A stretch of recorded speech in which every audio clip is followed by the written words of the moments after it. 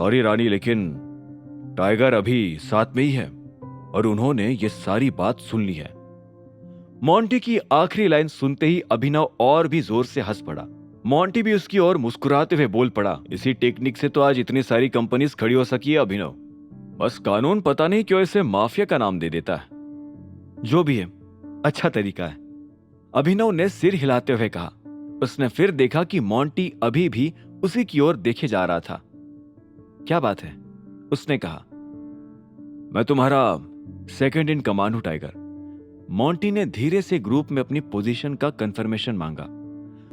अभिनव ने उसकी ओर एक पल के लिए देखा और फिर कहा, ठीक है, लेकिन अगर हम सिर्फ फोन से कम्युनिकेट करें तो ज्यादा बेहतर होगा। No problem.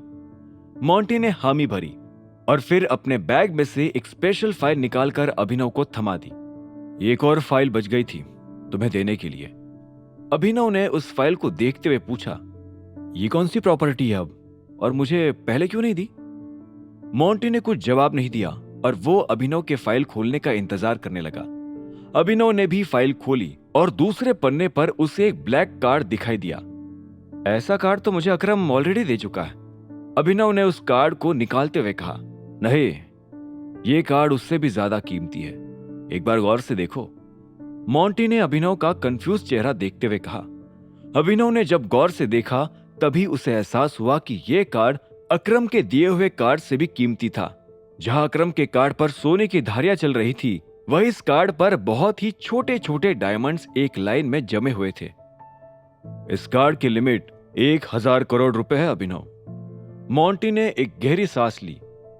तुम्हारे पापा ने यह कार्ड तुम्हारे लिए पहले से बनवा रखा था, मोंटी ने आगे कहा। 1000 करोड़ रुपए सुनते ही अभिनव के कान सुन पड़ गए। हालांकि फिर उसके मन में यह भी सवाल आया कि उसकी टोटल नेटवर्थ क्या थी। एक बात बताओ मोंटी, मेरी नेटवर्थ क्या है? वेल, नेटवर्थ काफी हद तक तुम्हारी कंपनीज की परफॉर्मेंस पर डिपेंड करती है।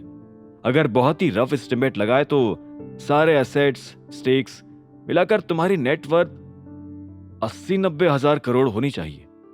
मोंटी ने मोटा मोटा अंदाजा लगाया, जिसे सुनते ही अभिनव की आंखों में चमक आ गई। इसका मतलब मैं बिलियनियर तो हूं? हाँ, ऑफ कोर्स। 80-90 हजार करोड़ रुपए, यही कुछ 10-11 बिलियन डॉलर्स होंगे, मोंटी ने सिर हिलाते हुए कहा। अभिनव मोंटी से नजर हटाकर फिर से नीचे फाइल की ओर देखने लगा। उसके चेहरे पर भले ही कुछ खास इमोशंस नहीं थे, लेकिन अंदर ही अंदर उसकी धड़कनें ऊपर नीचे हो रही थी। फाइल में उसने कुछ पन्ने और पलटाए तो उसे कुछ और कार्ड्स नजर आए। अब ये कार्ड्स किस लिए है? मोंटी ने उन कार्ड्स की ओर एक नजर डाली और कहा, ये कार्ड्स तुम्हारी उन कंपनीज के लिए है जिसमें तुम शेयर होल्डर हो। वैसे मुझे पता नहीं कि इन कार्ड्स का एग्जैक्टली इस्तेमाल क्या होता है, लेकिन इतना पता है कि इन कार्ड्स की मदद से कंपनी के स्टॉक को लिक्विड करके कैश निकालना आसान है। अच्छा?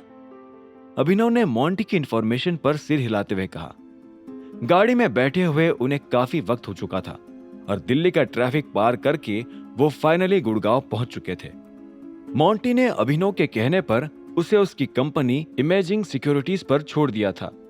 हालांकि फिलहाल कंपनी के अंदर जाने से अभिनव हिचकिचा रहा था। उसे पता था कि इतनी सारी प्रॉपर्टीज उसके नाम हो जाने के बाद उसकी जिंदगी नॉर्मल नहीं होने वाली थी। साथ ही वो सूटकेस भी फिलहाल उसके साथ था, जिसमें उसकी 90,000 करोड़ रुपयों की प्रॉपर्टी के कागजात थे। भले ही अभिनव का दिमाग उसे काम पर वापस जाने के लिए मजबूर कर रहा था, पर उसके मन ने इनकार कर दिया था। इसीलिए वो कंपनी में घुसने के बजाय सीधा पार्किंग लॉट गया और वहां से अपनी गाड़ी लेकर अपने पुराने घर चला गया। अभिनव को महसूस हुआ कि इन सभी फाइल्स को सुरक्षित रखने के लिए उसे फिलहाल एक घर खरीदने की भी जरूरत थी। अपने पुराने घर पहुंचते ही अभिनव सूटकेस लेकर अंदर भाग गया। इसी हड़बड़ाहट में उसने नोटिस ही नहीं किया कि एक गाड़ी उसका कब से पीछा कर रही थी और उसमें से 3 लोग उतरकर अब उसके घर की तरफ आ रहे थे। सुबह से इसके पीछे घिस रहे थे, अब विलास। उनमें से एक आदमी ने कहा, पक्का यही है ना वो? कोई और हुआ तो फालतू का मैटर हो जाएगा। दूसरे ने कहा, हाँ यही है, देवेंद्र सर ने इसका फोटो भी भेजा था।